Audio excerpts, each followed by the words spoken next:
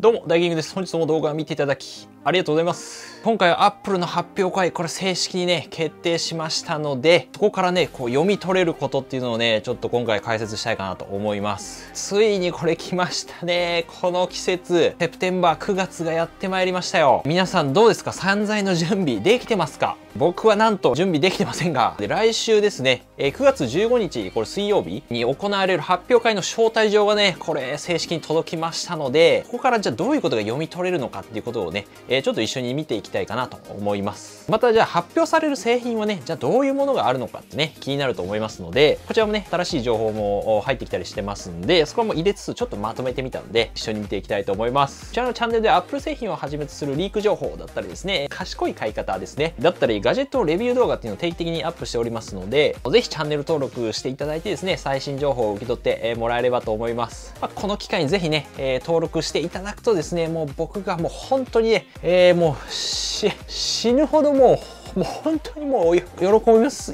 はい、ありがとうございます。毎回。はい、この茶番。で、通知ベルもね、これオンにしていただくとですね、最新情報をね、もちろん届きやすくなったりとか、コミュニティ欄というものでですね、Apple 製品はじめとした、セール情報とかもこれ届きやすくなりますので、ぜひ通知ベルオンにしてですね、見逃さないようにしてもらえればと思います。Twitter もあと日々こちらタイムリーに更新してますので、ぜひフォローもね、お待ちしております。発表会の時もね、結構リアルタイムとかでツイートするかもしれないです。で、まずはですね、今回届きました Apple からの招待状。いやー来ましたね。こちら見ていきたいと思いますね。で、Apple のこの発表会っていうのがある際はですね、これ1週間前に、招待状っていうのがね、届くのが、通例になってるんですよね。発表会ありますよっていう招待状が来るわけなんですけども、そしてその招待状にですね、毎回その発表される製品とかですね、機能についてのそのヒントがね、大体隠されてるんですよね。こういうのやっぱ Apple 好きなんで、今回は一応日本版だとですね、最新作を、カリフォルニアからという風な、題名になってます。で、英語だとカリフォルニアストリーミングっていうね、名前なんですけども、発表会の正式な日時については、日本時間の9月15日ですね、の午前2時からになりますね。現地時間はね、朝の10時なので、どうしても時差でね、めちゃめちゃこの深夜になるっていうのがね、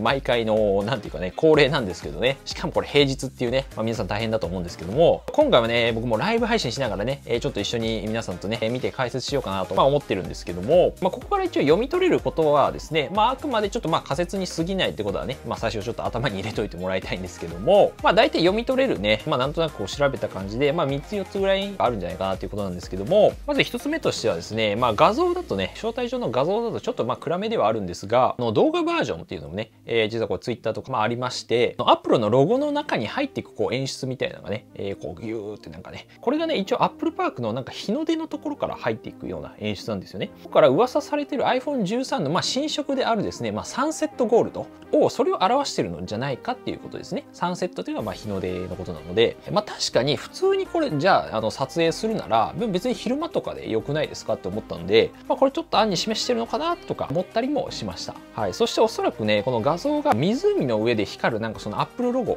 がねあるんですけども、これが夜なのかね、おそらく夜明けだと思うんですけど、夜なのでそれが iPhone の新色であるね、一応マットブラック、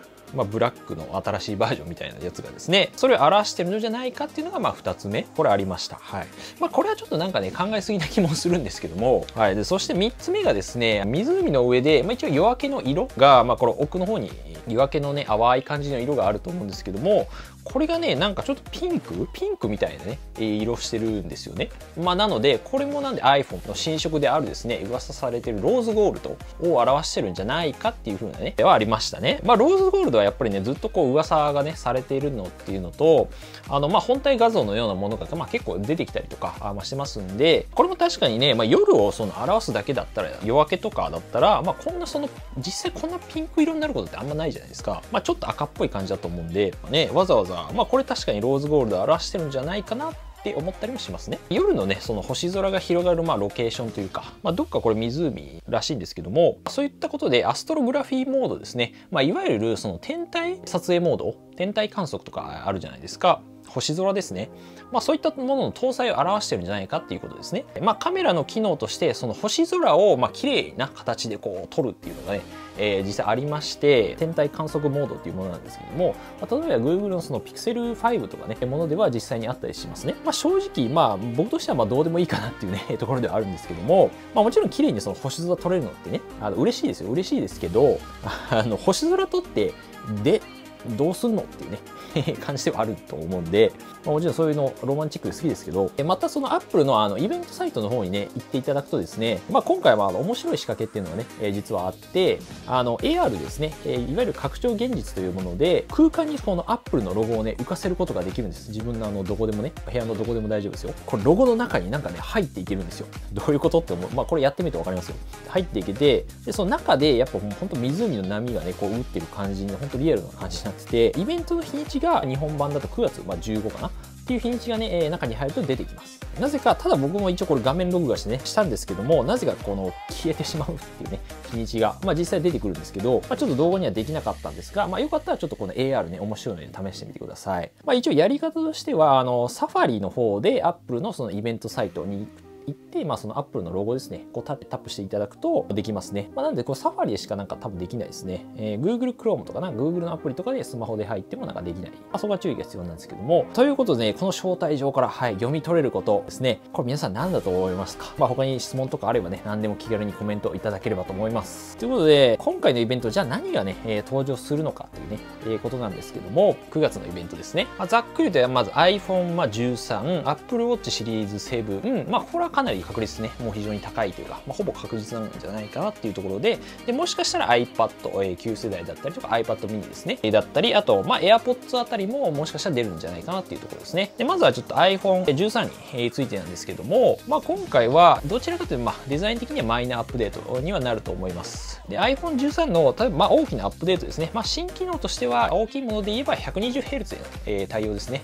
これ画面なんですけども、要するにリフレッシュレートっていうのが、これ1秒間に 120Hz で120回書き換わるっていう意味なので、滑らかなこの画面が楽しめるっていうね、ものになります。特にゲームとかで有効だと思うんですけども、Android スマートフォンではね、一般的な機能が、ようやく iPhone にね、来るんじゃないかなというところですね。ただこちらについて iPhone13、プロモデルのみの限定された、ね、機能になるんじゃないかなと。またカメラ機能っていうのもね、強化されそうっていうことで、発表までね、近いので、ダミーユニットと結構試作機みたいなものが出回ってるんですけども、カメラのそのサイズですね、大きさが明らかに今のモデルより大きかったりするので、センサーサイズとかがね、結構大きくなりそうなので、いわゆる結構暗闇とかはね、やっぱ撮影とか強くなったりとか、さっき言ったように星空ですね、そういったもののね、撮影、天体観測モードとかが搭載されたりするかもしれないですね。あとデザイン面でいうと、ノッチの小型化とかにはなると思います。なくなりはしないんですけども、画面上のこの黒い部分がですね、20% ぐらいね、小さくなるんじゃないかとか、結構細かくなるようなね、話がありますね。あとはね、噂されて常時表示ディスプレイ対応。要するに画面を点灯させなくても、時間とか、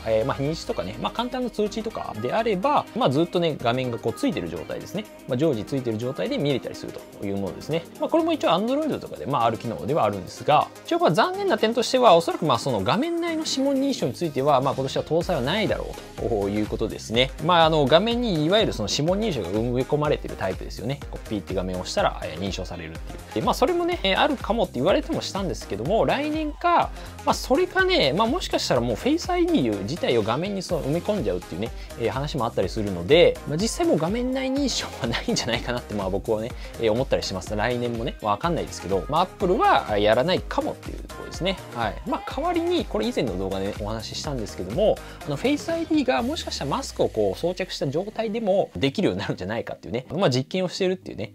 面白い話があって、よかったら動画をちょっと参考にしてもらいたいんですけども、今後のアップデートなので、もしかしたら Face ID ね、マスクつけたままできるようになるかもしれないですね。はい。で、続いてはね、Apple Watch シリーズ7なんですけども、こちらもね、やっぱり iPhone13、13 Pro とかと一緒にこれ登場するのがね、非常にほぼ濃厚なんじゃないかなとというところですね。今年の大きな変化点としてはやっぱりね、デザインにね、フォーカスしたものになるんじゃないかと。フラットで非常にこう平らなデザインで、画面がこう浮いたようなね、フローティングデザインとか言われるんですけども、そういったもののね、Apple Watch のデザインになるんじゃないかなと。というのもやっぱり Apple 製品がどんどん四角いデザインを採用していってまして、2018年のiPad Pro とかにね、始まりまして、そこから、iPhone 12シリーズもそうだし、最近出ました、iMac のね、2021年モデルとかも、大きい本当 iPad みたいなね、デザインになってますんで、実際に結構ね、iPhone とかも、売り上げが結構好調だったりするので、これ製品やっぱデザイン統一感とか一貫性をね、持ってくると思いますので、四角いデザインになっていくのは、基本的にはそれは自然な流れなのかなと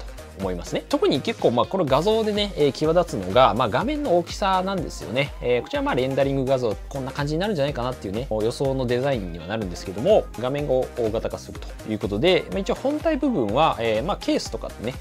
呼ばれてるんですけども、それがですね、今の 40mm から 41mm で 44mm のモデルが45mm っていう風に大きくなるんじゃないかということですね。でもしかしたらその大きくなることで、バッテリーとかもね増えるかもしれないんですが、個人的にはねそんなに劇的に変わるってバッテリーがじゃあすごい持つようになるかっていうのにはちょっと考えづらいんじゃないかなと。実際大きさ自体がねそんな大きくはなるわけじゃないんで変わらないんじゃないかなと思ってますけどね。2日ぐらい持ってくれたらちょっと嬉しいんですけど、もうちょいね機能部分に関しては新しいセンサーの搭載とかはないんじゃないかと言われてますね。そこはあんまり期待しない方がいいかなと僕は思ってます。皆さんこちらデザインどう思いますかね。気軽にこちらもまたね Apple Watch シリーズ7コメントいただければと思います。で他に一応発表されそうなものについてなんですけども、これにちょっと難しいところではあるんですが、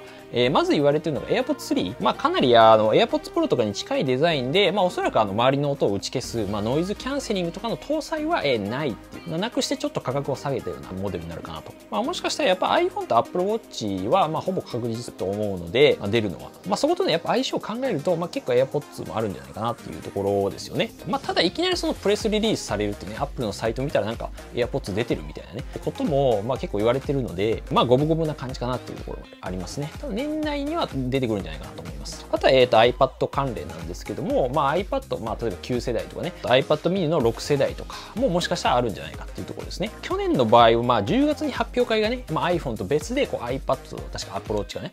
であったんで発表されたんですけども、今年もしじゃあ10月に発表会が仮にないとするとですね、9月に一緒に発表されるっていうことも全然あるんじゃないかなと。特に iPad mini 6とかに関してはもう全画面のデザインで、2012年とかねに最初に出た iPad mini からずっと今形変わってないんで、9年以来なんで9年経って最大のこのアップデートになるので、これ非常に楽しみですよね。詳しくは別の動画で解説してますので、こちらも参考にねしていただければと思いますが、年内の話だとあと MacBook Pro の新型ですよね。こちらも非常に僕一番楽しみなんですけど、期待が高まってると思うんですが、今回はさすがにねないかなっていうところですね。いいニュースとしては一応画面で使われるであるミニ LED っていうものがあるんですが、そちらの生産が安定してきて間に合いそうだなっていうところであるんですが、生産自体は本格化してきてるみたいなので、10月の終わりとか、11月の発表会がねまたこれあると思うので、そちらで発表かなっていうところですね。